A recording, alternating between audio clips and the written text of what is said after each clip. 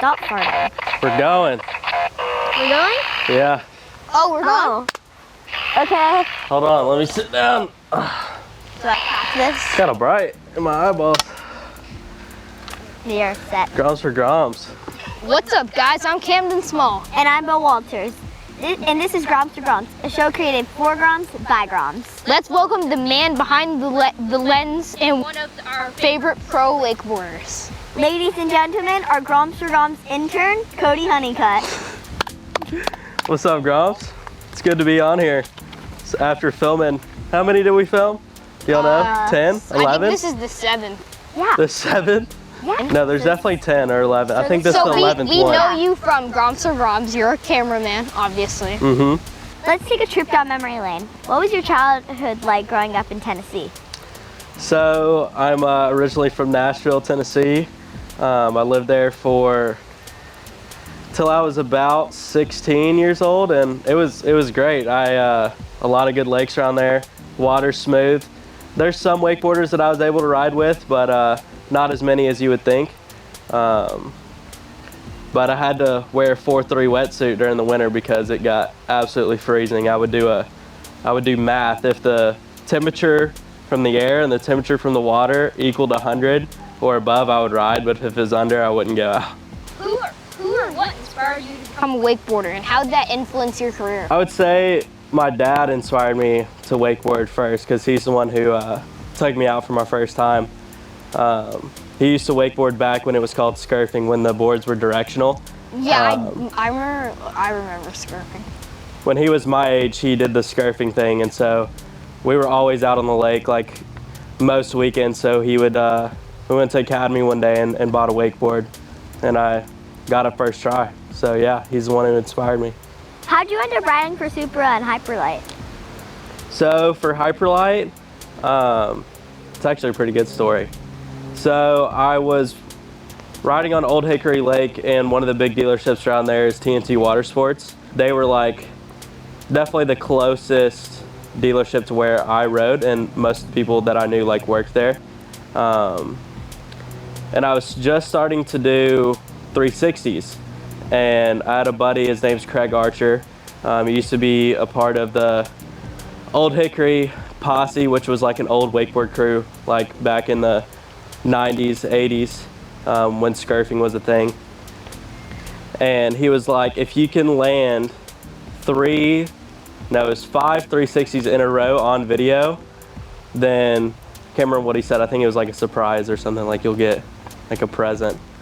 And so I did the 5 360s in a row, and I just learned how to do heel side, front side 360. And I went to TNT Water Sports one day, and they sell Hyperlight.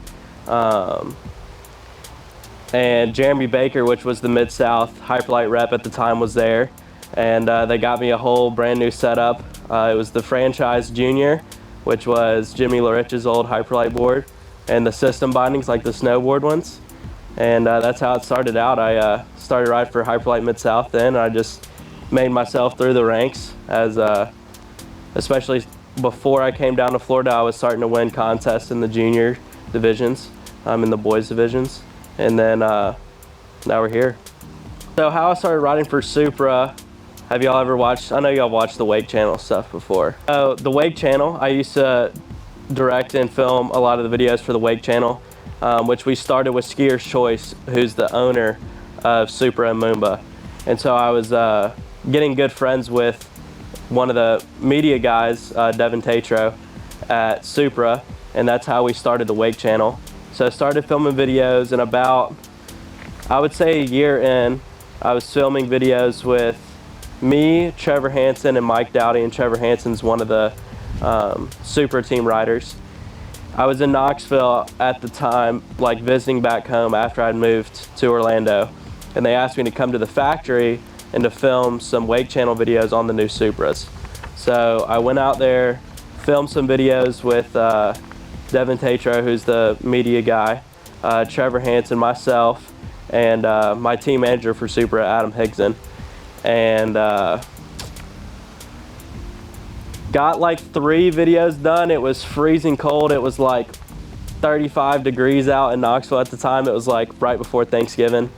went out there and rode, got some videos done, and then when I had gotten back home, they gave me a call and asked if I wanted to be on Supra. Going to film those videos, I didn't really realize that, like, I guess I had an opportunity there to ride for Supra, and so I was super surprised when I got the call when I was back home if I wanted to be a part of the team. I'd have to look. I think I was 17 at the time when I got sponsored by Supra. What's the best trick you've ever landed and how did it feel? I would say the best trick that I've ever landed that was like, I guess like a big statement. When I was like, I think I was 14, maybe 13. I was on the Delta, which is out on the West Coast, which is where a lot of riders that like I'm inspired from have like grown up and ridden. I was out there training with Chad Lowe, who trained me for a couple years. I would go like once or twice a year out to the Delta and stay at his house, and he would coach me. We were behind Bryson Hancock's boat, and at the time I was doing what the trick's called a Pete Rose, which is a toe side back roll, the front side 360, and I was handle passing it the like original way that you do a Pete Rose. You grab the nose of your board and then you do it to blind, and I was handle passing it, and I was like, oh, well, I'm already handle passing, let me just add a 180 on there. And so I did Pete 5 for the first time when I was 13 or 14 years old, but it was big for me because that was like my first Mob 5, and that kind of started like my incline on doing Mob 5s for the first time, and I was so young at the time, so I was pretty stoked. This is not a follow-up question. It's just an extra question that I came up in my own head. All right. Does The Rock really own Zoa? Does The Rock really own Zoa? Yes, he started Zoa. I think they actually just got, I think he's still over ownership, but now they're underneath a bigger drink company because they've gotten so big now. They've really become pretty popular in the past year. So, yeah. Have you met him? I want to. It'd be sick to have The Rock out on a boat day. That would be. What if he came on Groms for Groms? If he came on Groms for Groms, it'd be cool if he just like sitting right next to me. We probably couldn't be able to see him though because he's a lot taller, you know. Oh, so you're sponsored by The Rock? Technically, I might be sponsored by The Rock. Could you get me some Zoa? Cam, want some Zoa? I'll get you some. I've got a lot at home. I can get you some. You want to try this one? Yeah. And I do not suggest for the younger generation to have any. I'd say 16 plus. Is it good? That's really good. You want to let Bo try? Yeah. That's really good, Cody. Mom, buy me some. We need some Zoa. Yeah. I'll talk to Santa and maybe he'll put one in your stocking or something. Me and Santa are like homies. We're like tight like that. What are your goals for this upcoming? I would definitely say do a lot better in contests, especially in Pro Tour specifically. I get into contests and I'll have like a great first pass, and then I'll come back on my second pass and fall on something dumb that I land like all the time at home. I really want to focus on that and get into some finals for the pro men's.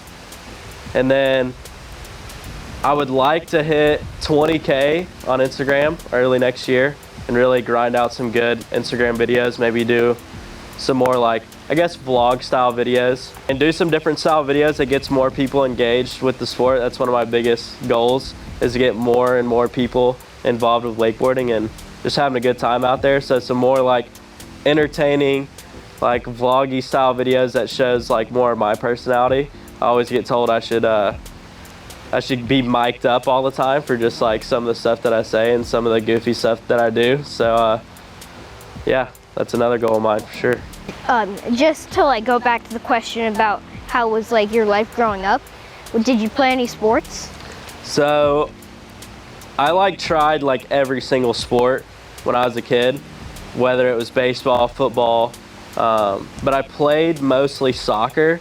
I played soccer since like before I could like hardly even walk. I was with a soccer ball, and so I played soccer all the way up until I moved here and started doing the wakeboarding stuff full time. I played indoor, travel, went to state tournaments. Our high school won state twice while I was there, and soccer was you like to play soccer? Yeah. But I don't like soccer. Bo, you're not into soccer? I love soccer. I've tried to play Soccer's a good sport because, like, especially if you're in water sports, like, it helps, like, your lower body a lot when it comes to, like, soccer. I played a lot of football, actually, as well. I play, like, running back and safety. Get smacked by some, because you know how kids are nowadays. They're getting way too big, way too young. And so I was getting smoked by, like, 250-pound kids, and I was, like, 80 Big pounds. backs. Yeah, I was getting smoked by some big backs, that's for sure. If you could ride anywhere in the world, what would your dream location be? I would say there's two favorite places that I've ridden that I love to ride at, and one of them is Center Hill Lake, which is in Tennessee. That's where the contest is held, WakeFest. Beautiful green, clear water. It's like 200 feet deep in the lake, and it's just like trees and forests and rocks, like big cliffs and stuff. It's a super cool spot to ride. I'd say my favorite place that I've ridden is Turks and Caicos. Has been my favorite, because you're riding and you can like see the bottom, like starfish and stuff on the bottom. Water's like literally crystal clear blue. It doesn't even look real. What does day in the life of Cody look like? It really depends. I've been traveling a lot lately, doing a lot of surfing. I'd say during the season, it's wake up, eat breakfast. You know, it depends on what the weather's like. If the wind's like super gnarly in the morning, we'll get up like early around sunrise and ride. Usually ride twice a day. And that's like the main focus of the day, is riding twice, as well as I have a lot of video work and editing to do. So I'll go ride, come back, eat lunch, do some editing or go do some video work, and then go ride again in the afternoon. And for the off season, if there's waves, I'm going surfing. That's like #1 priority. I'll usually go surf, and it's usually windy in the morning, like here for like wakeboarding. So I'll go surf in the morning, come back, eat lunch, and then I'll ride like later around sunset when it's like glassy here in Orlando. What has been the biggest challenge you faced in your wakeboarding career, and how did you overcome it? That's a hard question. I'd say there was two bigger ones, and #1, when I was like 9 years old, when I'd say 10 years old, I had just learned that 360. You know, the first question that y'all asked about getting sponsored by Hyperlight.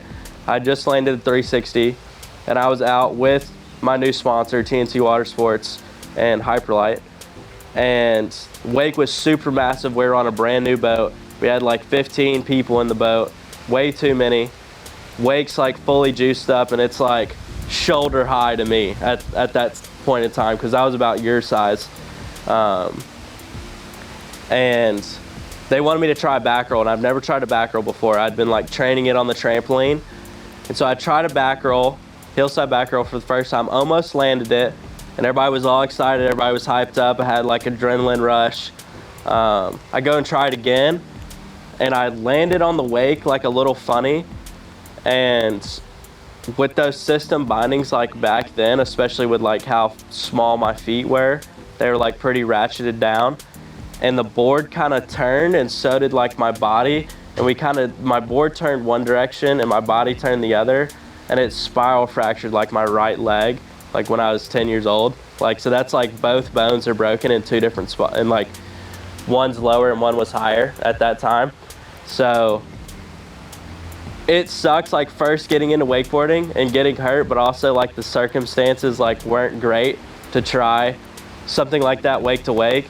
Like, I'm always about, especially when I'm coaching or other good coaches now, you try tricks one wake with a small wake and you're going slow so you don't get hurt.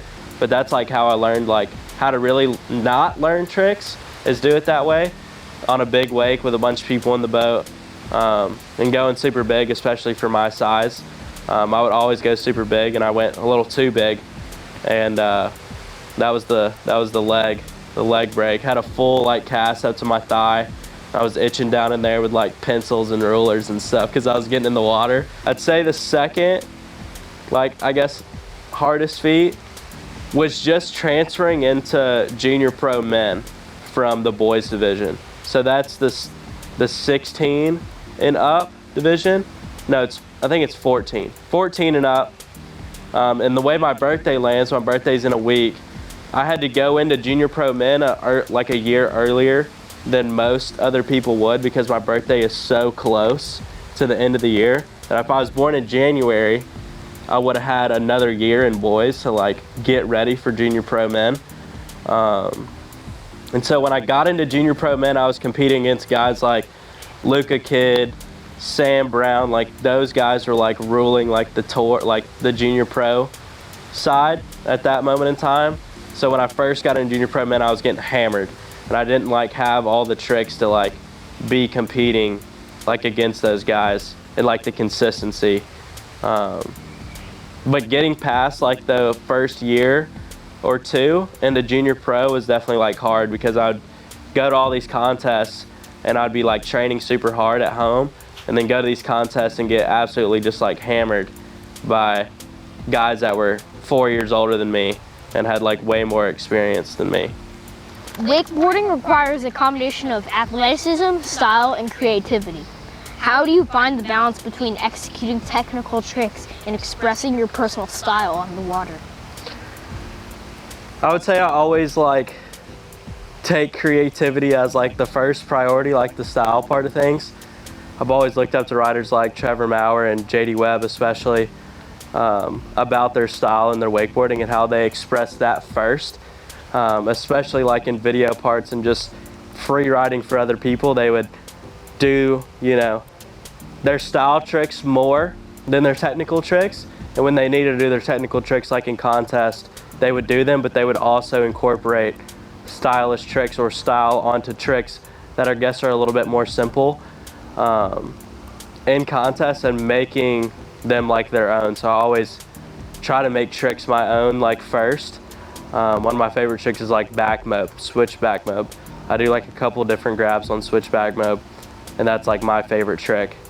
But I try to have like a good mix of doing a couple of stylish tricks like in contest, and then also doing a lot more technical than stylish tricks in my contest fast. But then when I'm riding at home, I'll get done with my technical tricks, like my super hard tricks first, and knock them all out, and then like the rest of my set I'll be doing stylish tricks and working on different grabs and stuff, and making wakeboarding look good. What's been the most memorable moment of your competitive career so far? I would say getting sponsored by Supra and getting like Papa Smurf, my first Supra SA 550 for like the first time, was like probably my most memorable moment. I went to go pick up the boat. It was on Clear Lake at the time, and I was with my buddy, one of my best friends, Graham Haybear.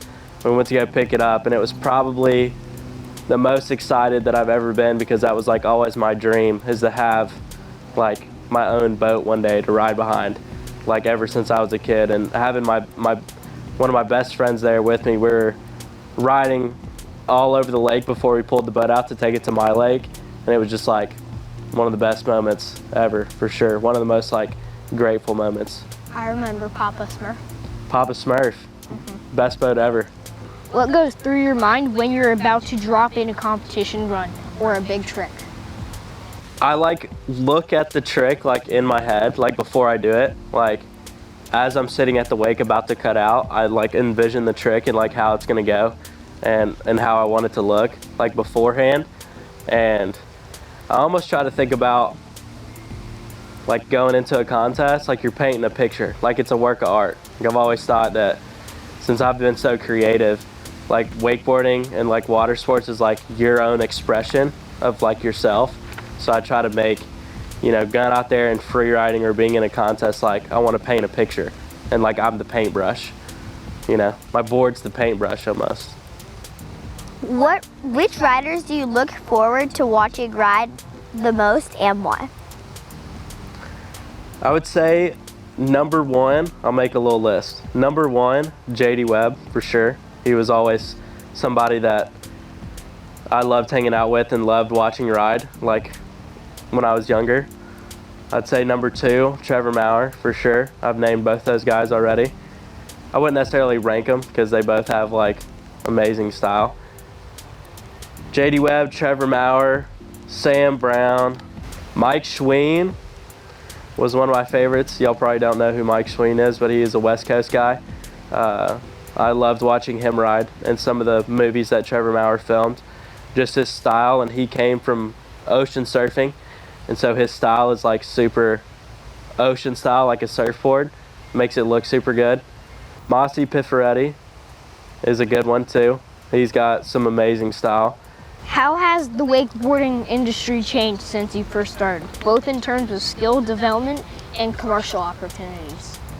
For skill wise, has like hit like a crazy level that it's like never hit before, and like our sport's like always growing. But I would say like wakeboarding has like unfortunately gotten like smaller, like coming from, you know, looking at it from like almost like a grassroots standpoint. Like, you know how down here in Florida we have the Thigh High series? Yeah. Like back when the Thigh High series, performers used to put on a event called Gravel Tour, and that's what I competed in at y'all's age, was Gravel Tour. I remember Gravel Tour. It was like the first year I started, there was Yeah, Gravel Tour was awesome. They used to have INT events in a lot of other states, and wakeboarding for the younger generation used to be a lot bigger. Like imagine Thigh High times like 3 or 4, and like the event that they would put on, they would have like companies like Rockstar and Nautique come in for the Gravel Tour, and they would have all the pros there hanging out with the kids like all day long. They'd have like 20 pros there, and which like doesn't usually happen at most events now, where like they're having their athletes come out and hang out with people. Only certain contests, like Pro Tour, I get to go and hang out with a lot of other people at Pro Tour, the Supra Tour. I guess like some of the personal connection between like the kids that are looking up towards the athletes, and you know the pro athletes that are like, you know, helping those kids that are you guys' age like come up and inspiring them, I feel like has gotten a little bit less than what it used to be when I was like coming into the sport. I would also say like commercial, like opportunity wise, you mean like sponsors? Is that what it means by commercial? I'd say sponsors. Back like before I was like riding a wakeboard, like sponsors, I wouldn't necessarily say easy. I wasn't there, but it seemed that it was like a lot easier to grasp on to sponsors, because there was more companies in the sport. There used to be a lot more energy drink sponsors. Used to be more people on boat riding teams. I feel like different clothing companies like Fox used to be in wakeboarding, which they're a lot more in motocross now. Vans used to be in wakeboarding. Like all those big companies that are doing like all the skateboarding and a lot of the board sports used to be in wakeboarding, and they're not anymore. So like the sponsor opportunity is like slimmed down a lot, and I've been lucky enough to make some good relationships with some people and be with companies like Zoa. I signed with them this year, and they're not in any water sports at all, so it's cool to bring like a new company into the sport. Wakeboarding is a niche sport, but it has a passionate following. How do you think the sport can continue to grow and reach a wider audience? The big like companies that are inside of water sports need to take some of their money that they're putting into other, you know, directions and other parts of the sport and the community, and put them into grassroots events like what Gravel Tour used to be, or the INT, and focus more on the kids, like the younger generation. They need to put on grassroots events that drag people into it and make them want to have fun and compete, because competing's about, you know, wakeboarding's about having fun first. That's what I've always thought about it, have fun first. Like we used to have contests called Riders Experience, and we would do a demo the day before the contest every single time, and they would bring athletes out onto the boat, and you would ride with the athletes before the contest, which we still do have some of that now. But like I said in the question before, the connection between like the athletes that everybody's looking up to and the younger generation need to like recombine like how it used to be, and just get more people involved in the sport. With wakeboarding being like a niche sport, there's like people in the sport that almost like, not necessarily despise, but they kind of like look down like on the people that are like just learning and they're just trying to figure it out, and instead of like accepting them in to the sport, they're kind of looking at them as like kooks. Y'all know what kooks are. But instead of like helping them and helping them like grow in the sport and get them like, I guess, knowledgeable and helping them grow. Some people kind of like look away from that and kind of focus like on themselves instead of, if you see a kid out there on the lake wakeboarding, what I would always do, especially like when I lived in Nashville, if I saw somebody that I didn't know on the lake wakeboarding, I would drive the boat over there and I would either invite them to come ride with me or I would go ride with them and make a new friend, and then you never know what could happen from there. Like that friendship could, you know, inspire somebody to do more with wakeboarding or going out on the lake more or just having like a good time. I think that's super important.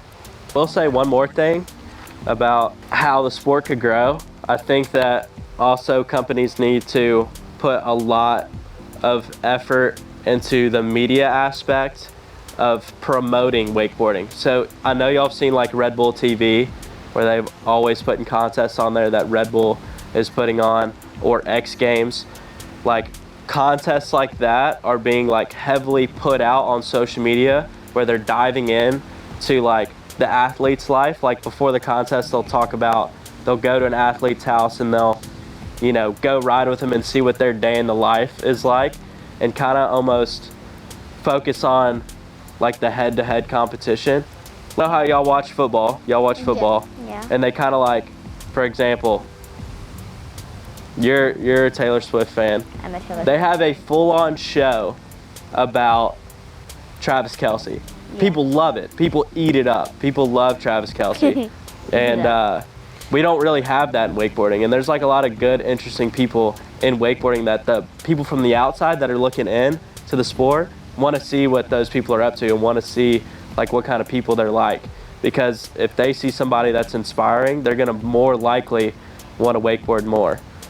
If Taylor subscribed to us, that'd be awesome. Taylor subscribed. Well, if I'd Taylor make her subscribed to us unsubscribe. in the first place, everyone would.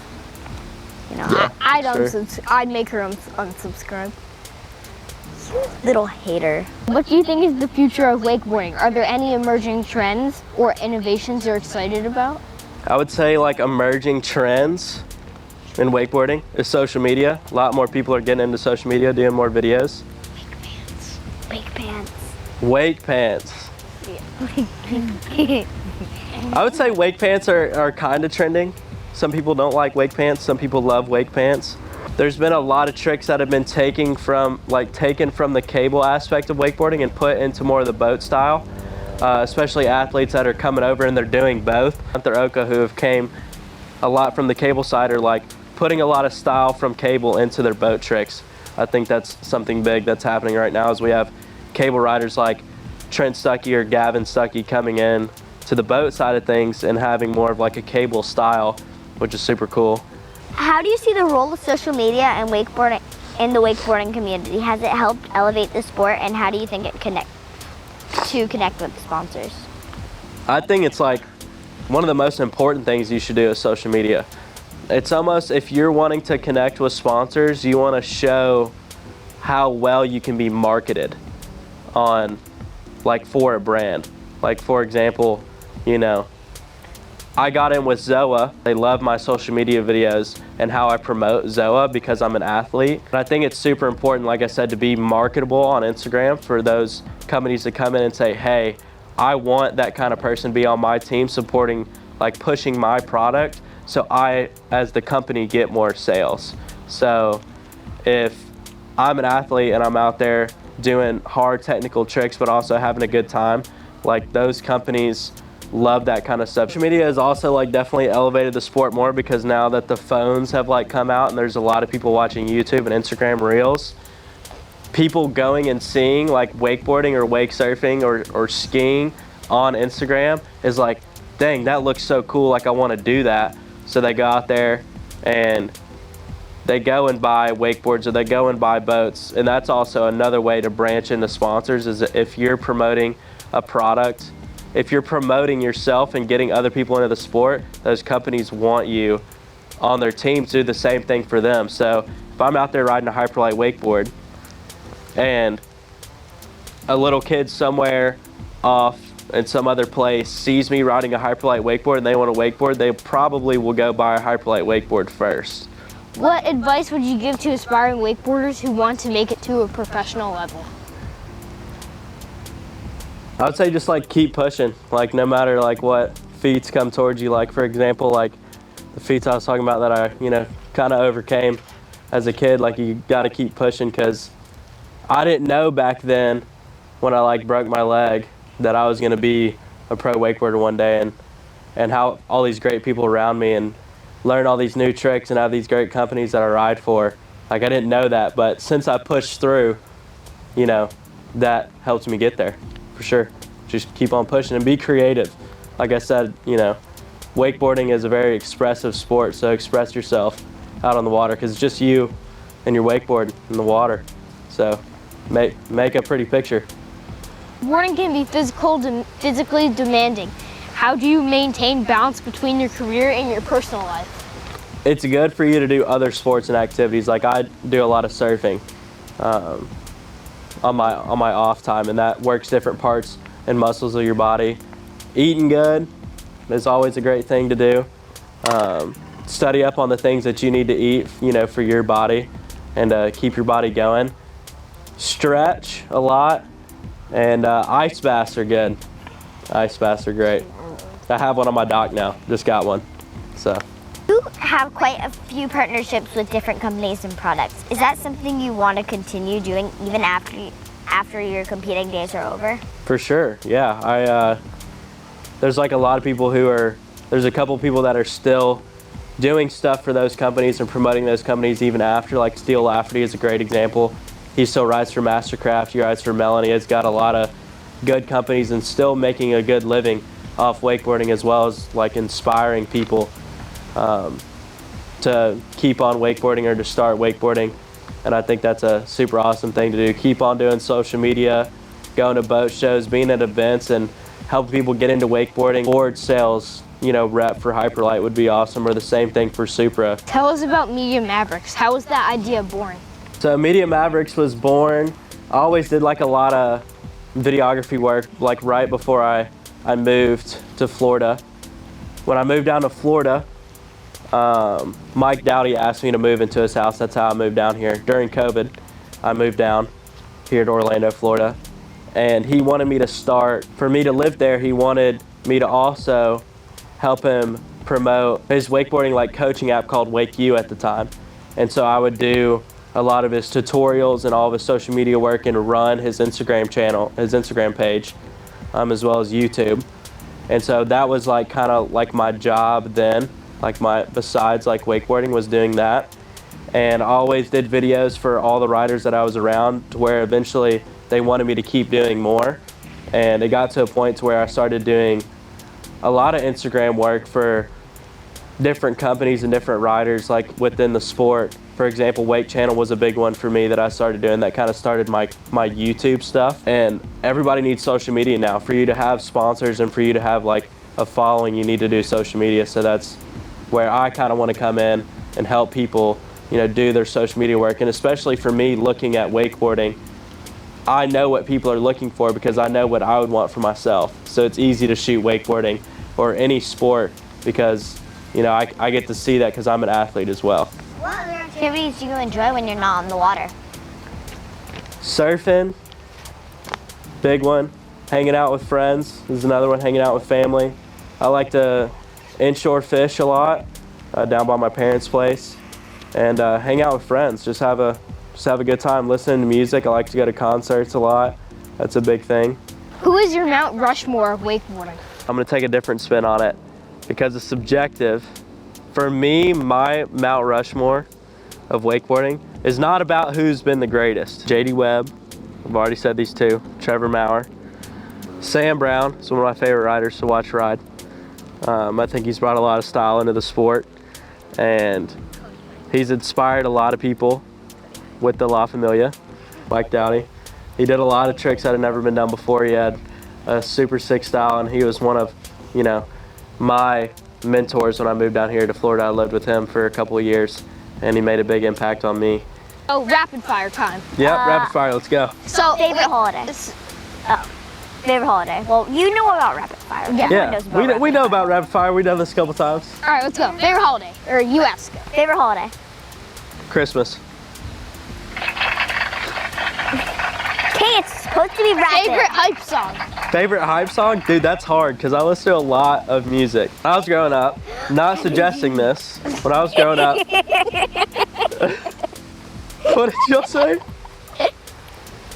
It's not Taylor Swift either, Bo, so don't get excited. Thomas Herman's hype songs are Taylor Swift. Dad would always play NWA and Eminem and 90s rap. Eminem. So I'd say definitely like anything from the 90s is a good hype song. Nice. We'll pick one. We'll pick one. All right, cool. Bo. Notorious B.I.G. Any of his songs are good. You know, Big Papa is always a good one. Mo Money, Mo Problems. Favorite food? Sushi. Favorite Christmas tradition? Used to make cookies with my family a lot, with my cousins and my grandparents. That was always a good one. But last year, my aunt is like super scared of a lot of things. She can't watch scary movies. And by their new house in Destin, there's like a pet cemetery out in the national forest. Oh gosh. And we got her to somehow get in the car and go out there. And I like went out barefooted, like while they were looking around the pet cemetery out in the woods. And I went out there like 15 minutes before and scared her on Christmas Eve. So that was pretty fun. Who's your best friend? That's hard. That's a hard one. Bo Wildman and Graham Haybear are like my top two. Dogs or cats? Dogs. Let's go. Would you consider yourself an introvert or extrovert? Both. I'd say more extrovert for sure. Beach or lake? Oh, that's a hard one. Beach. Whoa. There's more things you can do on the beach. PWT or wah wah wah? It's oh my god. PWT for sure. Music or podcast? Music. Slave daddies. All right. And we're on Groms for Groms. Well, that's enough for Groms for Groms. Me and Bo are losing our thingamajig. Oh, okay. See ya. KSI. No, not KSI. From the screen to Cody looks like the rat that turned into a human in Harry Potter. Remember, you know Ron's rat yeah. that turned into a human? Yeah. In the human form, that's what Cody looks like. I don't even remember watching the Harry Potter movies. It's been too long.